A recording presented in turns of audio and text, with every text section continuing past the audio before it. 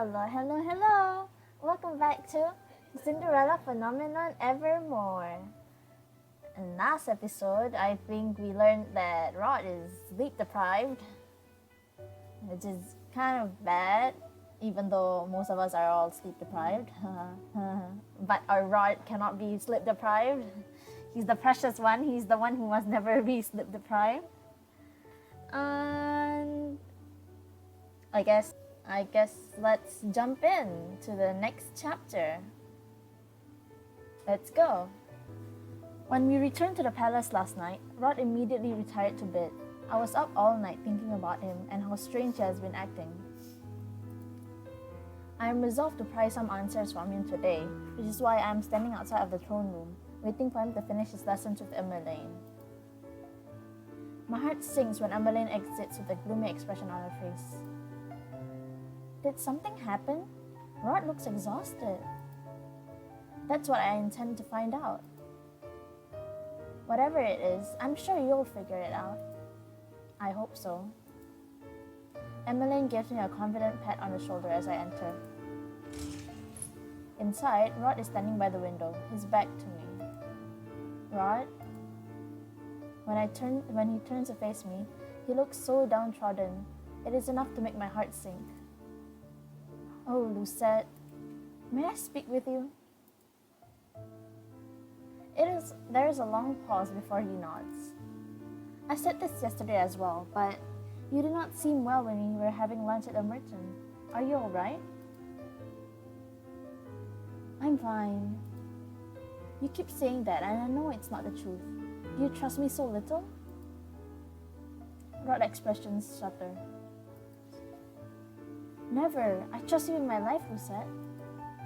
Then why won't you talk to me? I move close enough to examine his face. The dark circles are still there, and I can tell from his rigid posture that he is tense. Were you up again last night? I thought I said you were gonna rest early. I did go to bed early, but falling asleep is another thing entirely. What kept you awake?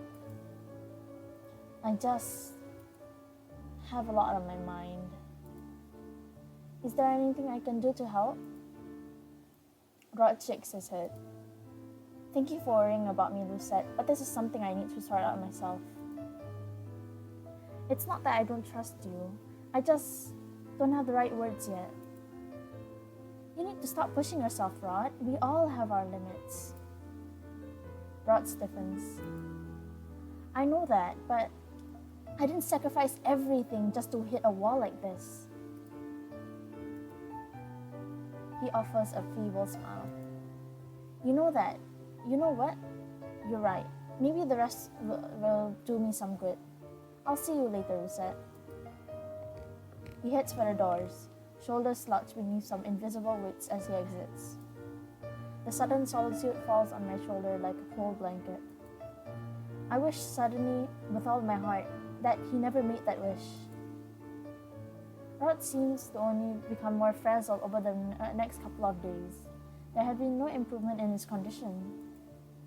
He tells me his exhaustion stems from the stress he is under to meet everyone else's expectations, and that he needs to become accustomed to them. But he says that every day, and there's still no change. This can't go on. I'm worried about his health. I force myself to stop pacing. If he's not worried about himself, then perhaps I ought to make this about me. I can tell him that my worry for him makes it impossible for me to focus on anything. I nod to myself, and my mind made up, walk out of the room to find Rod. I ask around the palace, but though my search is extensive, Rod is nowhere to be found. Where is he? I am about to turn a bend to the corner when Emmeline suddenly appears. Oh, Lucette! Emmeline, I heard you've been asking around about Rod. Yes, do you know where he is? Emmeline crosses her arms and regards me thoughtfully. I do. Let's talk in private. Talk in private? Why? I concede, regardless of my confusion. We can speak in my room. I'll order some tea to be delivered. On my command, the maids prepare and serve us biscuits and tea. I dismiss them once they have set everything on the table, then turn to Emmeline expectantly. So, why are we having a private discussion? Well, it's about Rod, but I'm sure you knew that. Don't tell him I told you anything, okay? I won't tell, I promise. Emmeline smiles, looking a little defeated. He's in the forest today, and he'll be there until sunset. The forest? What is he doing there? Well... Emmeline's eyes flit to the biscuits on her plate. She fidgets, looking uncertain. It's okay, you don't have to tell me. I'll find out myself. He's probably so stressed that he needs to walk around and calm himself down, but he can't. That's why he's in the forest, right? I mean, that's what I do. Sometimes I just go out of the house with nothing. I even sometimes leave my phone and just go out with just my keys to the house, just leave and then walk. Kind of dangerous for me to do that, but do I care? Nah. Sorry. Do you have at least some idea of why he's acting so strange? Rod says he trusts me, but I assume there are some things he feels more comfortable telling Emmeline. They are siblings, after all. Emmeline hesitates a moment before answering. I do, but not because he's willingly told me about it. Emmeline sips absently at her tea. You know how Rod is. He can be so secretive when it comes to his own matters. That is a severe understatement. I'm sorry for not saying anything. I don't want to put myself between the two of you. I know this is a personal matter. So why are you telling me where I can find Rod now? I've seen his exhaustion, same as you, and I'm worried about him. He won't listen to me, so I'm hoping he will listen to you. Does Ophelia know? Yes and no. Mother knows his stress, but I doubt she knows how much he's been pushing himself. I sigh as I set down my cup. Thank you for telling me this, Emmeline. Emmeline smiles. Good luck, Rosette. After Emmeline excuses herself, I head out to search for Rod in the forest. I hear the familiar but no less shocking ring of metal against metal as I enter the forest. It's the sound of a battle. Sparring knights, perhaps? But why would they be practicing in the forest? There are knights surrounding the perimeter of this forest, so I know that whomever is fighting has permission and reason to be here, but I cannot imagine what it is. I quietly weave my way through the trees, only stopping when I spot two men sparring at a distance. Quickly, I duck behind a tree. I stare wide-eyed at the sight before me.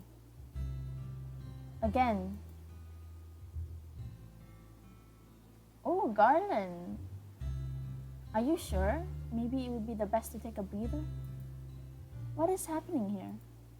Rod has told me before that his swordsmanship is terrible, so I'm perplexed to see him standing before Garland with a sword, sweat dampening his forehead. I insist.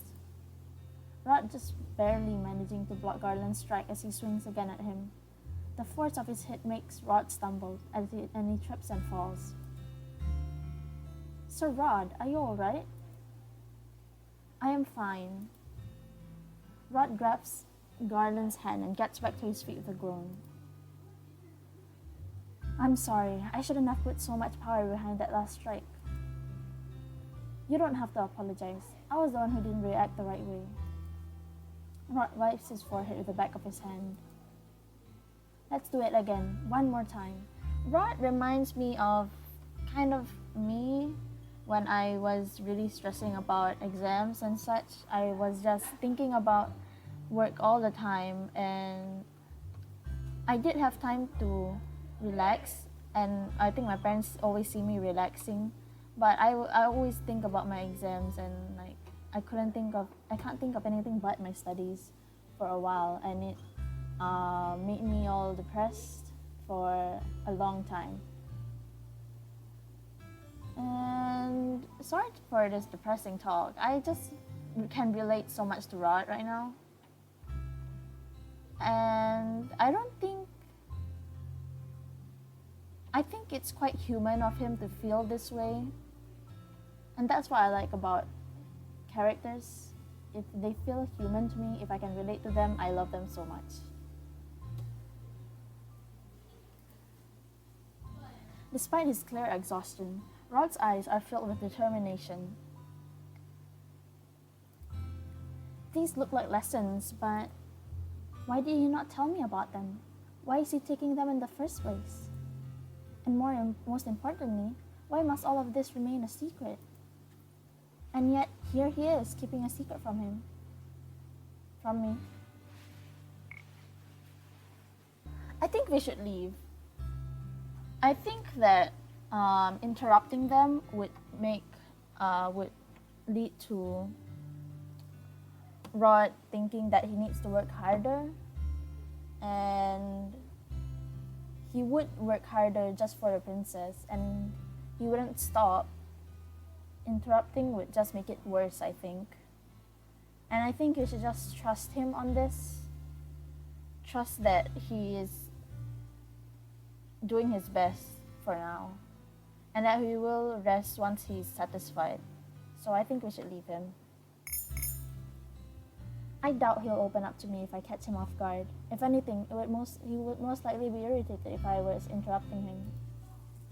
Stifling a heavy sigh, I take one last look at Rod and Garland before making my way to the palace. I haven't confronted Rod about what I saw in the forest yesterday. When we met that day, he was so tired he immediately retired to his room after dinner. After we had breakfast this morning, I asked him about his fatigue, but he said nothing about the practice. The only thing he said was, "I'll explain everything soon. I promise." Why does he not want me to know? I really want to confront him about it, but such confrontations rarely end well for either of us. Lucette, focus! Dolores' words jolt me up from my musings. Sorry. Today, Dolora is teaching me fire magic. I've only learned how to use ice and electricity so far. Since this was our first lesson, Dolora has assigned me reading before we actually start practicing. I am doing my best to concentrate on the words, but my mind constantly drifts to Rod. Dolora flicks my forehead. I flinch and glare up at her. What was that for? Do you even understand what you're reading? Of course. Really? Because you've been staring at the same page for half an hour. What? I glance at the book and I'm horrified to see I'm still on the same page. Let me guess, you have a certain grumpy boy on your mind. Hey, no ice in the classroom. I pull back from the table when I realize there is frost creeping up from the edges. I close my eyes and take a few deep breaths to calm myself. When I open them up again, the frost is gone. That bad, huh? He's keeping secrets. Sounds like a pride thing. Pride? Dolora grins. Rod has always been prideful, hasn't he? She sighs. Men, they can be so difficult. You sound as if you speak from experience. Believe it or not, I did have a husband once. Her expression dampens. And a daughter. You did? Years ago, my husband was a human. He died many years ago. My little Gloria. She shakes her head, her voice whispered thin when she continues. Let's just say both of them are in a better place now. I never knew Dolora had a family. Dolora, I'm so sorry. Unexpectedly, Dolora flicks my forehead again. What did I do? I'd rather see you annoyed than sad. Melancholy doesn't suit you, princess. Anyway, enough about me. We were talking about your relationship. She crossed her arms.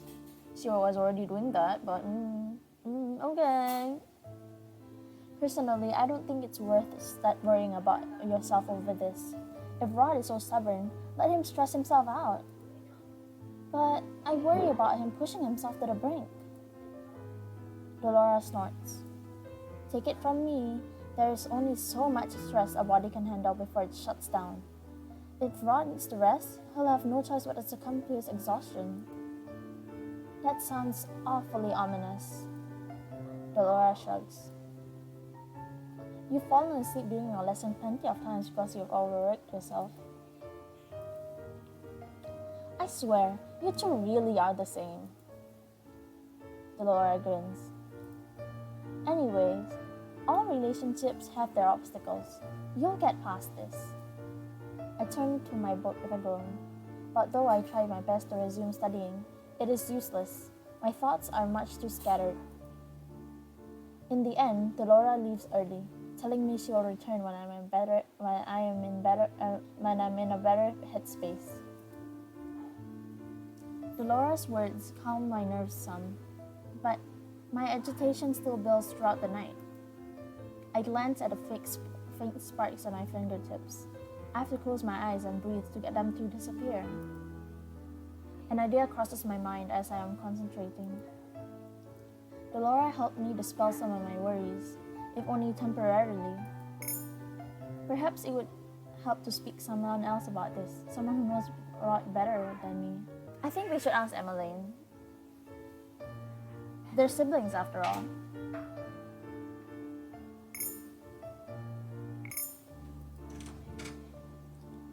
When I open my door to go find Emmeline, I am shocked to see her already at the threshold, preparing to knock.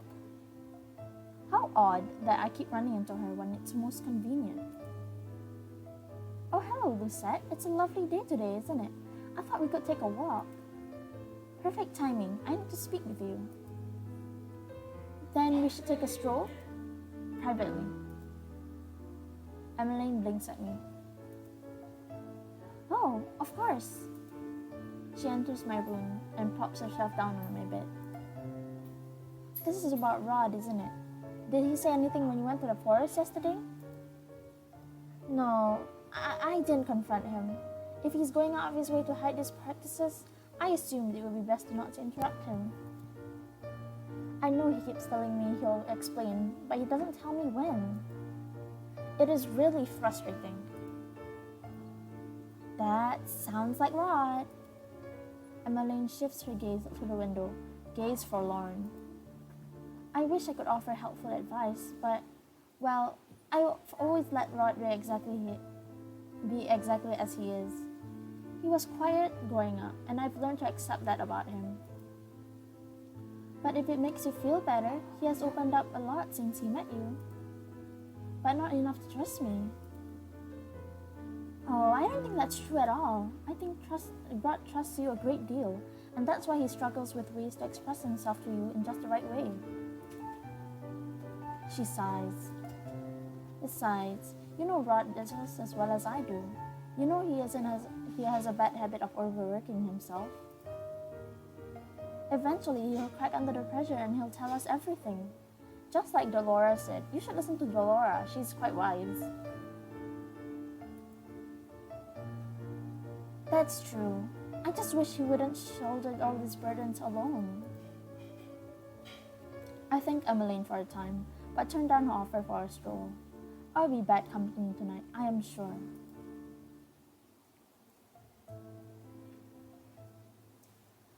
The next day, I am on my way to my room for magic lessons with Delora when I see our familiar faces approaching from the other side of the corridor. Honestly, I feel like I hear a new piece of gossip every hour. Isn't that the way it's always been right before a ball? All anyone whispers about are secret courtships. It's ridiculous. Garland laughs. Well, the nobles need something to talk about. Oh. He smiles when you notice me walking towards them. The two knights bow.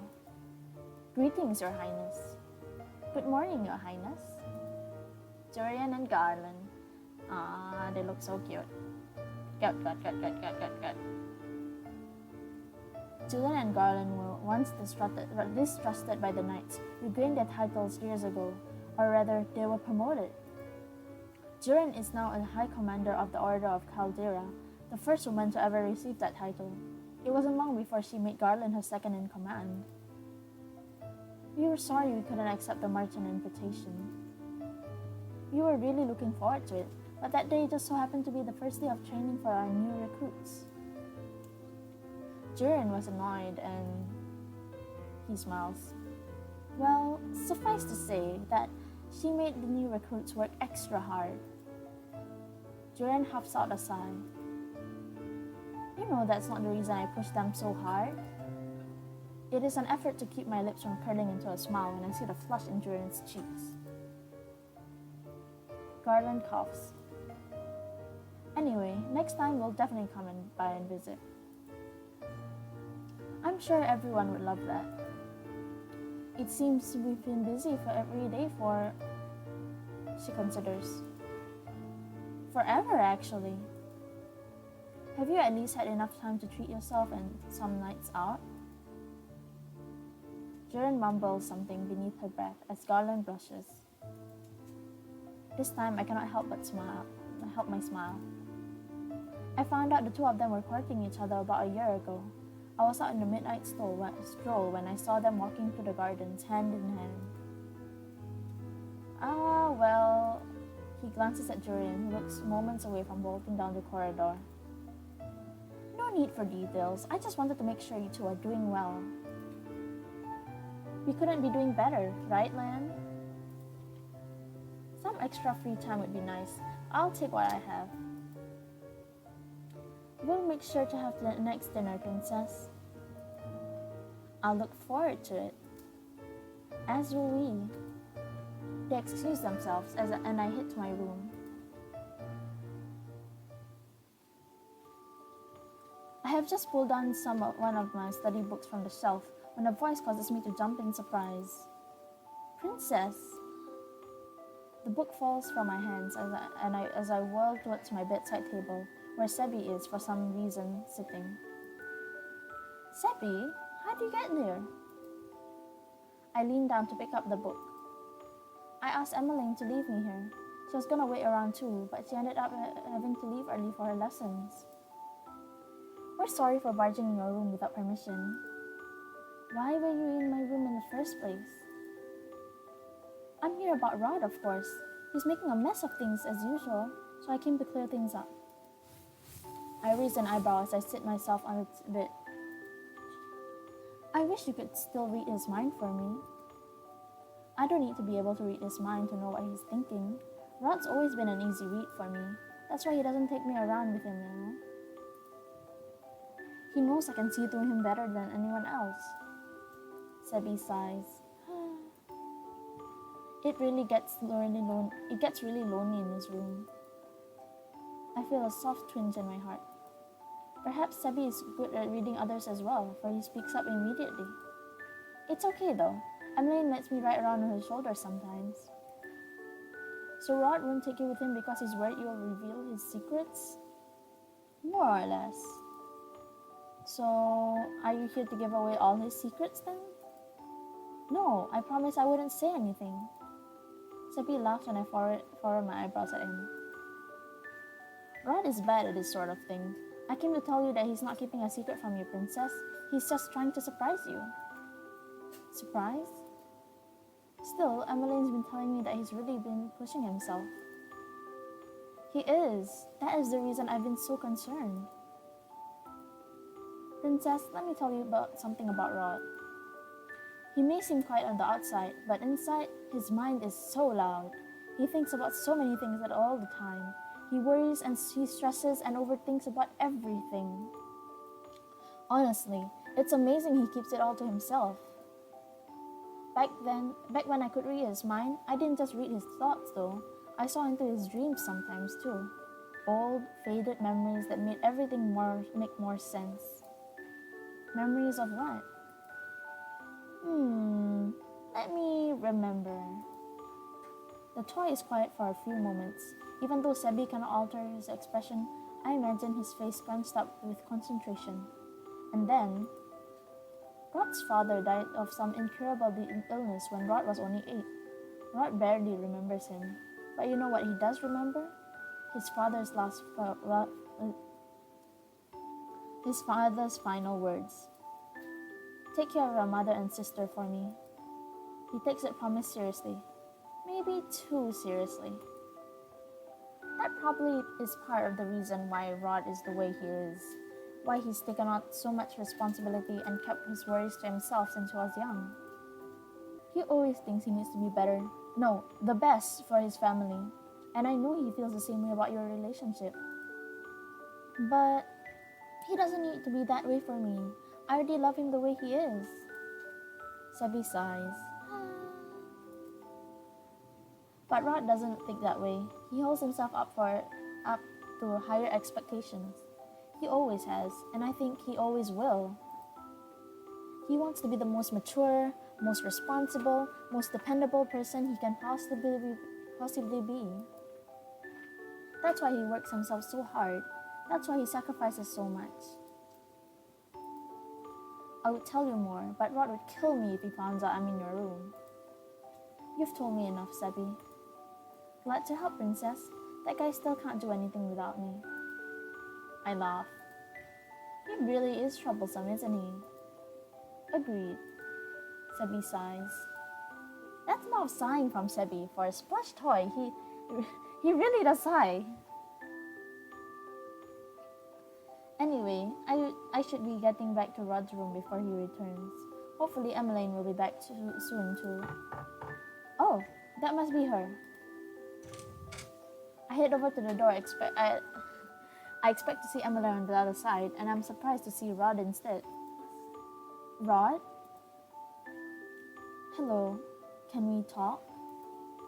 I step to the side using my body to hide Sebi from view. Let's talk somewhere else. Rod raises an eyebrow. Wait, why not just your room? I like a change of scenery. I've been stuck in here studying potions all day. Rod looks at me quizzically. Then, before I can stop him, he leans past my shoulder and peeks inside. His eyes widen. Sebi? Oh, hi, Rod. He looks so small. Sebi's so small. So cute. So cute. Busted. Sebi was... There's only one reason he'd be here. I was just trying to fix your mistakes. Rod sighs deeply. I know. Rod grasps my hand and pulls me away from the door. Let's go. Wait, where are we? I'd rather talk to you without a certain nosy plushie in the picture. Rod leads me to the throne room, which is empty right at this time of day. He closes the door behind him, then turns me with a sigh. So, how much did Sebi tell you? Enough, I think. Lucette, I'm sorry. Before he can react, Rod wraps his arms around me from behind.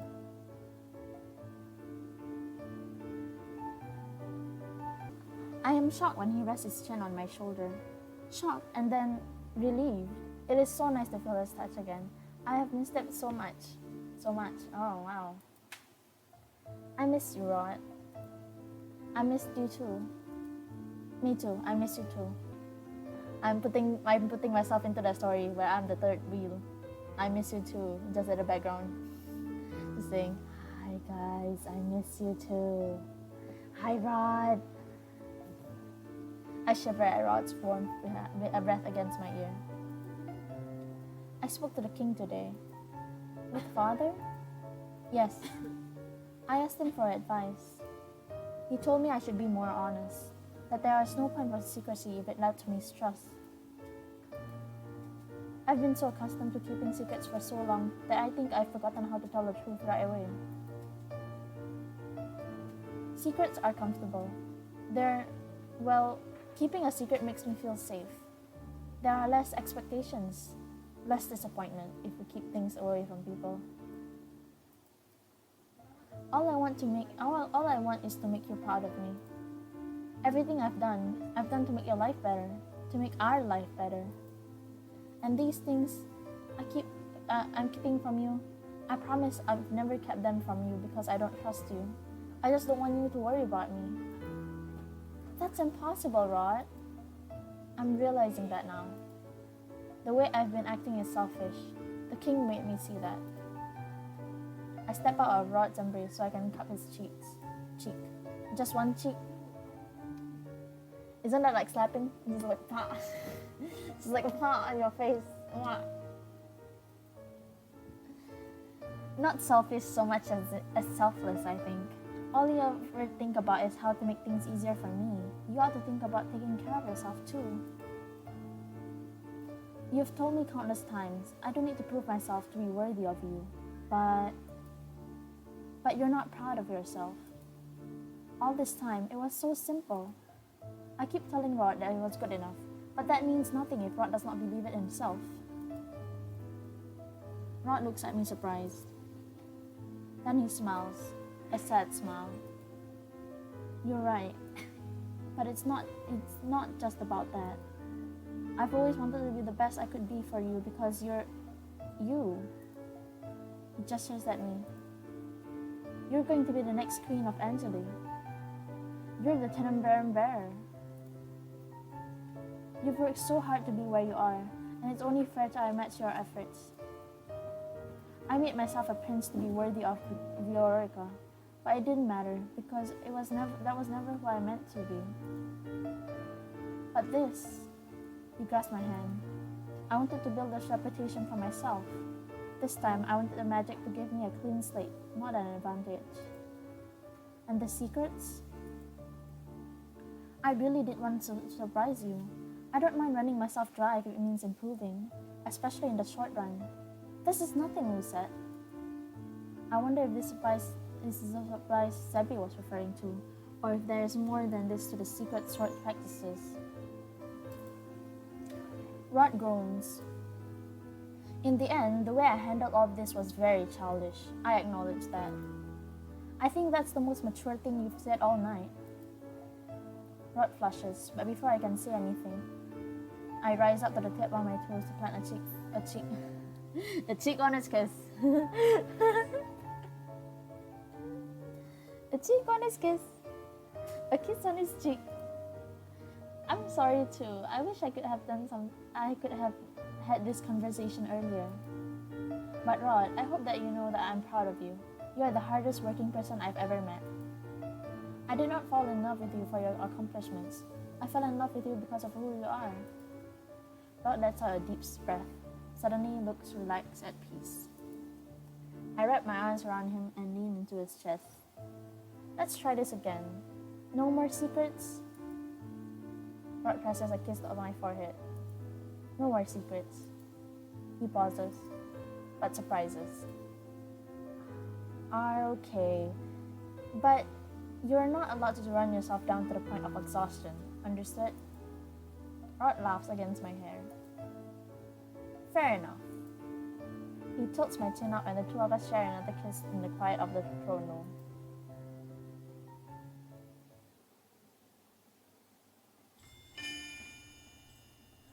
Plans for the future, Chapter 4. Alright, I think that's all from us today. Comment down below what you think of this episode. What do you think is gonna happen in the next episode? I think it's the ball, isn't it? Should be in the next episode, since they're talking about it. Like if you like, dislike if you dislike. Subscribe for more content like this, and you can tell me if you want me to play any games, any suggestions. And I think that's all. Thank you for watching and have a good day.